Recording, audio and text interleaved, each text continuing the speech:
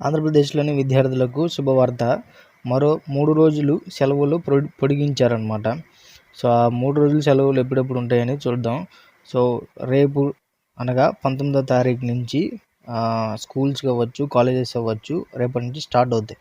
So, రేపటి నుంచి start అవుతాయి కాబట్టి మన ఆంధ్రప్రదేశ్ ప్రభుత్వం ఏం చెప్పిందనంటే, సో ఇక్కడ చూడండి ఒక లెటర్ అయితే రిలీజ్ చేశారు. ఏంటి అనంటే 9 నుంచి 18 వరకు 10 రోజులు హాలిడేస్ అయితే ఇవ్వడం జరిగింది. సో ఈ 10 రోజుల holidays including government ZPP, MPP, aided, private, unaided స్కూల్స్కి 10 రోజులు సెలవులు ఇవ్వడం జరిగింది. అయితే further numerous requests are being requested from the parents and teachers requesting to extend the Sankranti holidays for additional 2 days. That is 19/1/2024, 21/2024. So అదనమాట విషయం.